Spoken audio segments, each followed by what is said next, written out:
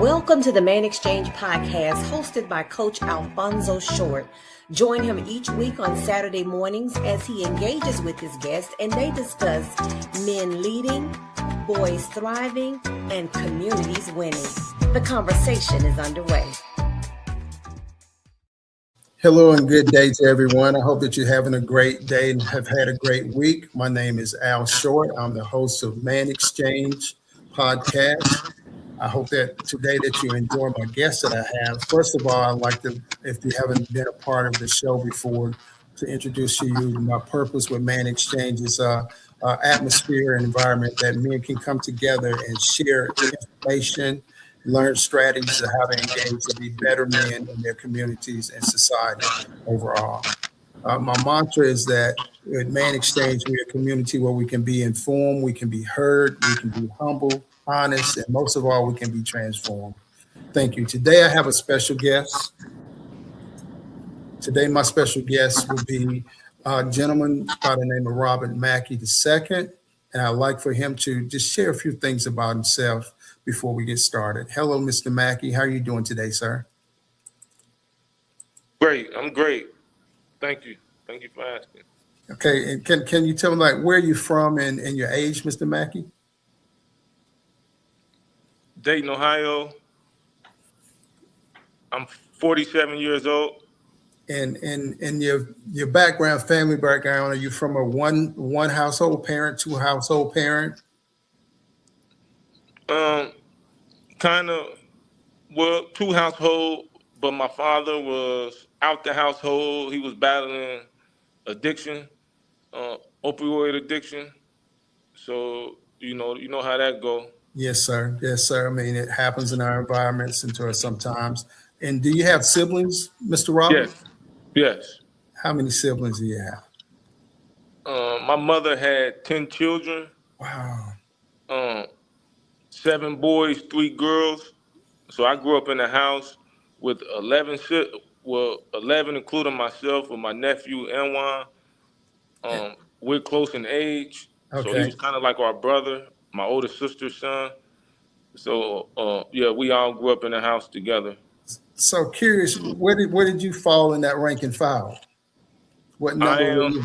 I am the 5th son, which would be the 8th child, and I have a set of twins up under me. Wow. Okay, that's great. So you know about family and closeness and togetherness. All right. Yes. So yourself, are you married, single, divorced, or what is your status?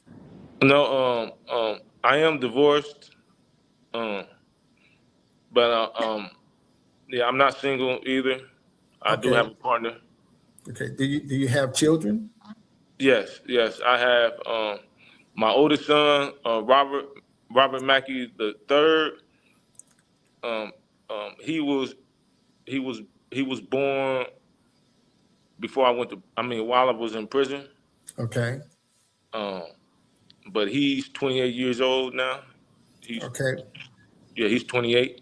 Well, and he has a son, Robert Mackey IV, which is my grandson, and I have a toddler that was born October 5th, 2024. So he's 20-something months. Okay, well, you have legacy. You have legacy in alignment for you to keep moving on. And interesting, I looked and noticed that in the short bio that I had about you, that you do youth advocate speaking and leadership and work with programs to help kids, get on the right path if they're not on the right path, and just teaching families with the interest of how to deal with things from a psychological viewpoint, and also understanding the power of books. I find that interesting. And the name of your book, could you tell me the name of your book? Steadfast. And why did you give it that title? What was driven in your spirit to say, let's call this book Steadfast? I had a different name, and I presented it to Penda, and Penda said, she said, you need one word that says everything about what you've been through, who you are, what you're doing, and we threw a few names around, and she was like, no, that's not it. So I prayed on it, um, um, and my business partner, who Robbie Brandon, we prayed on it. We just sitting in the office one day at work, at our youth center, and we came up with steadfast. And I believe that. So what would you say steadfast, what that you're driven and you did that, and steadfast, what does that mean in a snapshot to you?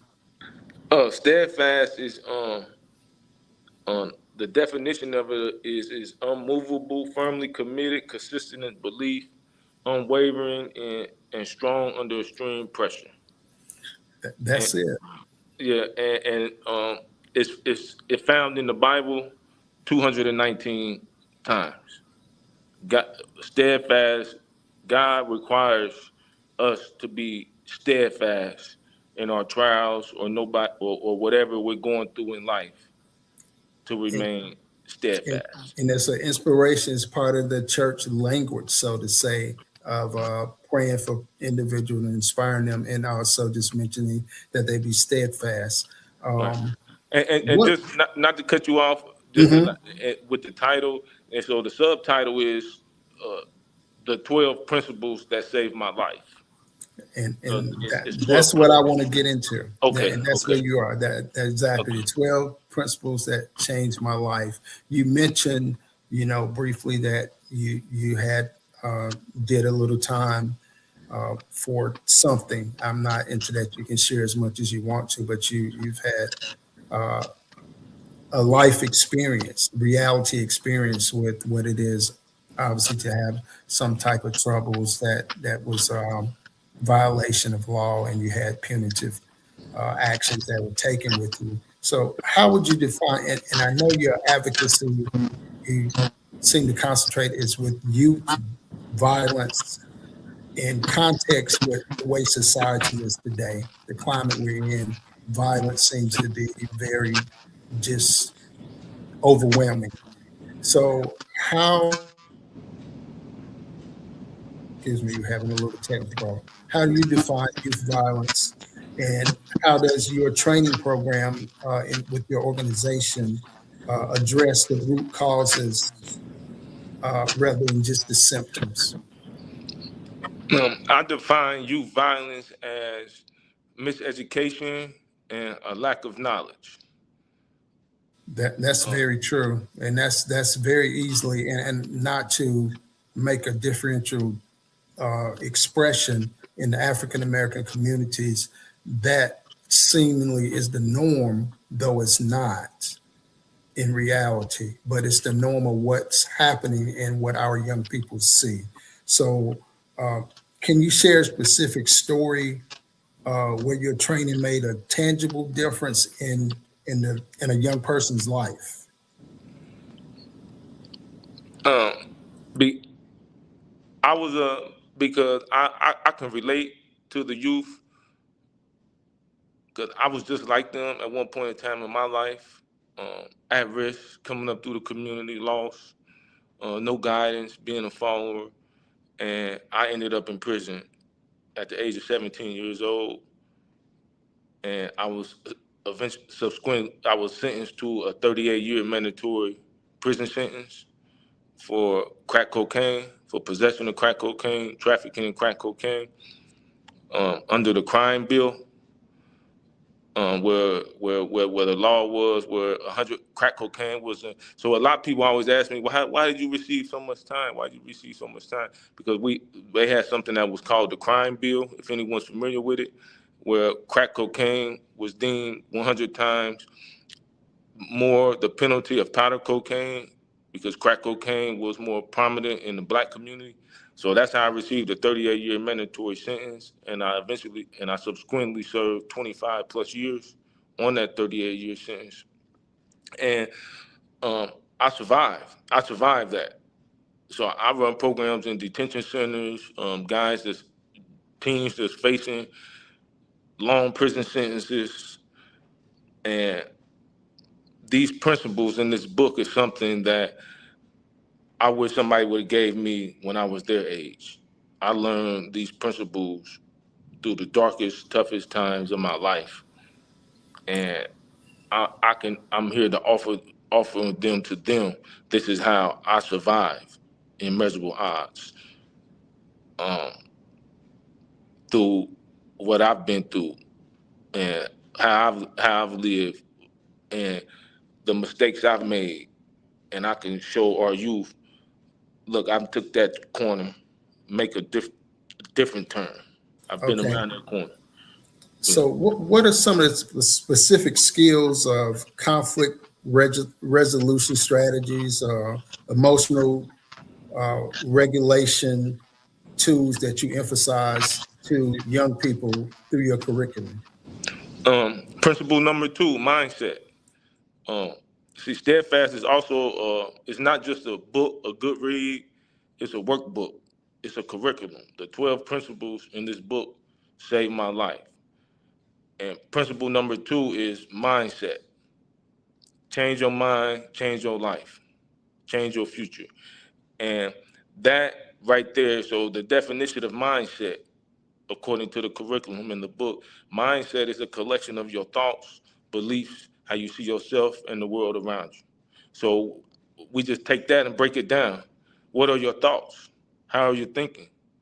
The real enemy is your negative mindset. Um, so are your thoughts correct? So let's just break that down with the thoughts. A collection of your thoughts. What is your belief system? What you believing about yourself and what you believe about your community and your brother, are they true? How do you see yourself? Do you see yourself as a child of God, or do you just see yourself as a YN or a N word? Because that's different. It's mindset. Because if I just see you as an N word, then I don't see your value. Because I always ask the youth when I run a program, is God your father? And they all know. Everybody agree, yes? Yeah. So if God is your father, what does that make us? They say brothers, sisters, family. Well, we're part of a larger human family.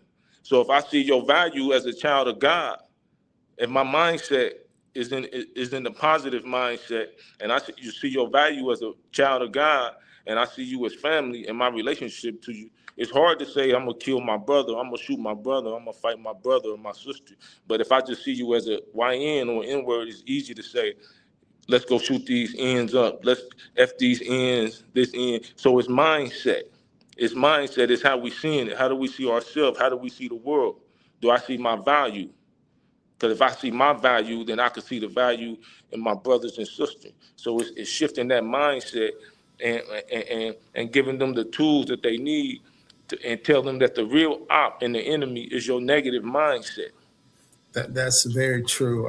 I've been working with youth for a couple of decades now, and what you speak of in mindset, uh, I'm more, I put more emphasis on the kids' mind and how they're thinking more than what the letter grade they're getting in their classroom, because that's a mindset also, Yeah, because they're not thinking that it makes a difference. yeah. So as a community leader and advocate, what are the biggest systematic barriers that you face when you're kind of selling your preventive violence programs into the communities that you work in now? Systematic. I don't. The system is back to mindset. Um, when because like our mind, our youth are being fed a negative mindset and a negative mental diet daily from social media, the music that they're listening to, the conversations that they're having, watching the news, watching whatever they're watching on TV, people dying, shoot 'em up gang, bang bang. Um, all of that stuff is negative, and I believe that that's the real enemy, because we feed our mind through what we see and what we hear. And when I'm running program or I'm running a curriculum, we start paying attention. It's forcing us to self-reflect and pay attention to what am I feeding, because your mind, your thoughts, the thoughts that you think and the words you speak is going to manifest into your reality. So we just start focusing on what's going into our mind. But that's the biggest barrier that I see is attacking the system and the programming that's going into our youth and into our community. I think we need to stop there, because we are in a time period where we are in God's time, and um, all we got to do is do the work, and there won't be no barriers. 'Cause I So, believe if we are in our season, um, nobody can come against us and win. so have you found that through the years that you've been doing this, since you have been released from incarceration, the involvement of the parents or the guardian authorities of these young people, are you getting participation from those in charge of these young people, or young adults, in helping you? Because you can do one thing at a facility where you're dealing with them, and it goes out the door when they go back to the environment that they're in, because there's no connection between the parent being involved with you to some degree with their child or children. That's great you brought that up, because that right there, what you just said, is 60-70% of the problem. Their environment, their household, and building the.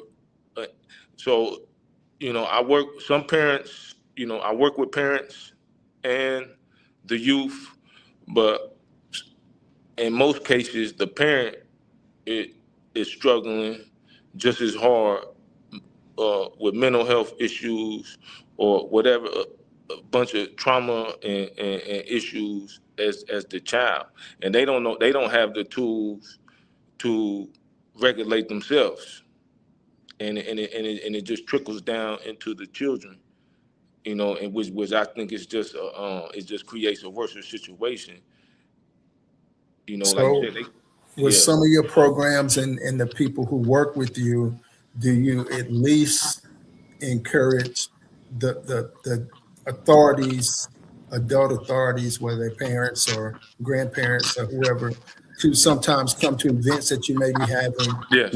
where it's family and children all together?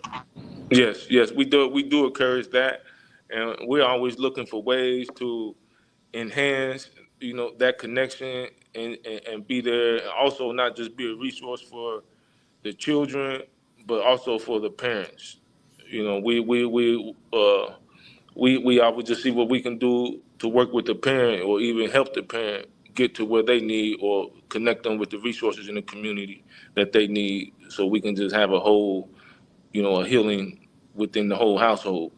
That's excellent. I think that's very important. And one thing that I've found, and I coach sports and a whole lot of doing activities where taking kids out, because I know they're not exposed to things, because as you said, their family members are not in a position to do such things, to show them more of just this community that they live in.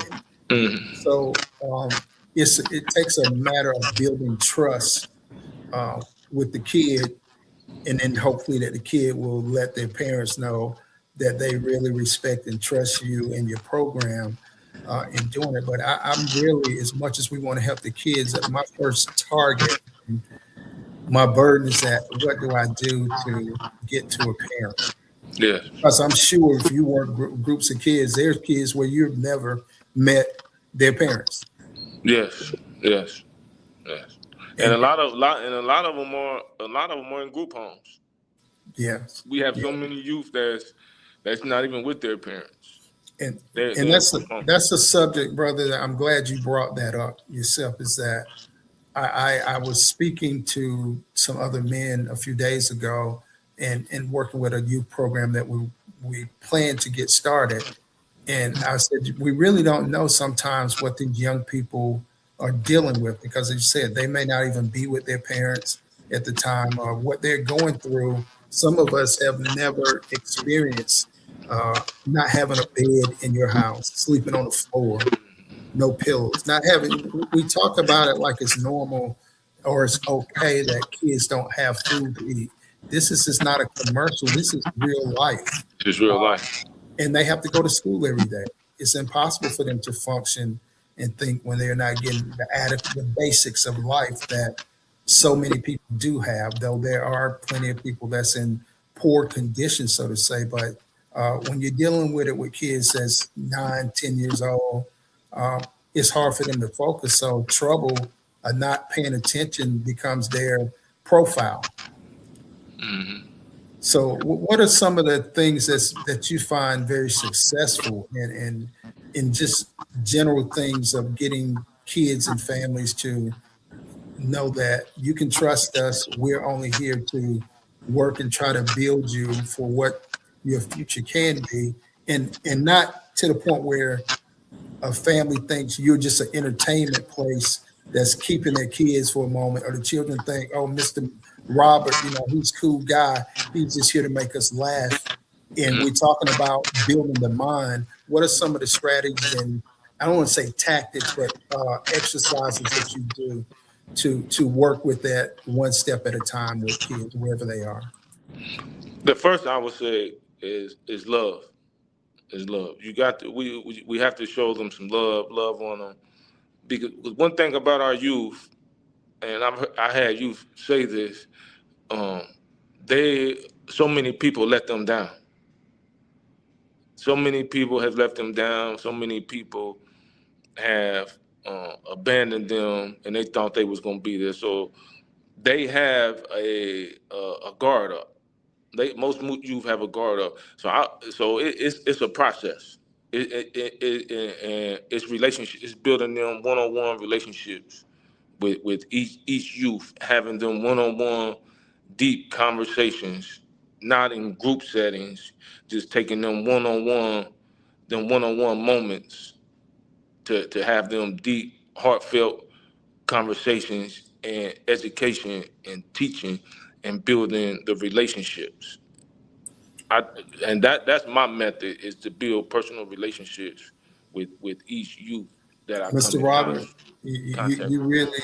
really hit my spirit there because that's my methodology as much as I can in environments when I'm working. And I recall working in the after school program a few years ago, and I was handling the young men who were having problems academically in school as well as with behavior and conduct issues. And my suggestion to the leadership of the after school program is that allow me time one-on-one with these young men, scheduled time that was within the curriculum that they were doing in the program, and allow me at least 30 to 45 minutes with as many as I can during a day, every day, to get to know them so I can understand what's going on with them, because they get immune to someone yelling at them, saying, stop, don't do this. Mm-hmm. Everything they do is wrong, where they don't trust anybody. And I found that, and I've done this before, but in the environment I was in, that had not been a method they used. And I saw that it really helped the young man. And it gave me more of a drive to realize that me being of adult status as a man, that I pour these things, principles and values, core values that you spoke of earlier, into the lives of these kids, because they may never even heard about this. Mm-hmm. And so that they can make a decision on what direction they really want to go in life, and that they could turn. They're young enough that whatever mistakes they're making can be corrected, and whatever they don't know, then if they share with me or people who are trying to help them, we can lead them in the right direction to learn what they want, inspired to learn, and what they need to learn to be conducive citizens to their community. Yes. Yes. So also, how do you transition youth from being a part of the program who are being successful in becoming better individuals? How do you utilize them to be really the draw to their peers? Because at our age, we're grown men. We Mm-hmm. have some effect on young people, but their peers, those in their own age category, they trust more. So how do you create that leadership for those who are doing well and seeing this is helping, that they can be really drawers of the others into the groups? Um, Push leadership. Um, Lead by example, and I also and we in the program we do a synthesis, and we have even hired previously one youth that was in the program. We ended up hiring him as a youth leader, staff member. And then and the other youth seeing him come through the program and be in the program a couple of years, graduate from high school, and this was a real bad kid that was running around playing, getting caught with guns, and just was just this close. And we gave him a job. That's one example. Um, and but just encouraging them and giving them the tools that they need, and educating them that it's their duty. It's their duty. Cause like I tell all the youth, I say, this is not just a job to me. This is my duty to you. This is my duty from God. Just even from what God had done for me. This is my duty. I can't even let you walk past me if I don't share what I know, everything I know with you, and give it to you. And then once you know, you have a duty to share it with your brothers and your sisters, and walk in that example. That's true, and that's great advice. In the writing of the book, while you in the process of writing your book and going back to reflect on these things that you could pinpoint as principles, did you find that even while you've lived through this and now you're trying to express it and you're spilling the ink, so to say, did it move you, even open your mind even more of what you've been through, what you're penning, and how, and I'll say this and you can say, this is good information, I have to share this? Yes, yes, yes. I have to. I have to. Yes, I have to. I have to share it. Now, answer this, if you will. It's rhetorical in a sense, and it's not just throwing a jab either. But what do you think that more men should be writing the stories, and why? Yes, yes. And it's a form of healing also. Steadfast is not just for. It wasn't. It's for youth. It's for anyone that it's an easy read for them to get the tools. But it was also a healing and a therapy for me. Yes. And for from my trauma and everything that I have been through. It has done more for me personally. Um, that's why I believe that we should more men should write. Because we just hold everything bottled up. And with Steadfast, I was able to spill the ink and let it all out and put it in and package it and share it to help someone else, that so they won't get stuck where I got stuck at. Yes, sir. Yes, sir. And that is a great assignment that obviously was placed on you by God, and you're unquestionably doing a great work to stay hold of the assignment and pass it on to another level, to another generation. And I don't want to hold you too long, but I'm really fascinated with what you do. So what things are you dealing with city council people or local political people with your agenda and getting any participation with things that they at least are taking attention that you or your organization are doing, and they're finding ways to help you? Yeah. So we have a new mayor. We have a new mayor, Shanice Turner Sloss. I think she's good for the community. We have a kind of good new city council, but me and my organization, uh, we work real closely with the mayor, city officials, um, uh, local police. Um, we actually we have a whole gun violence initiative. We had a gun violence block party, but the rain stopped it. But we have a whole coalition with community members and leaders, with the mayor and people on the board of education and entrepreneurs, people that's tied deeply into the community to that we're going to be doing block parties and all type of stuff over the community over the summer to end gun violence. But we're heavily tied in with our local officials and the people, boots on the ground, with the people in the community to turn our community around and make it a clean and safe And place to be. that's good work. That's good work. Overall, what is the impact do you hope that your book, your story, has on others?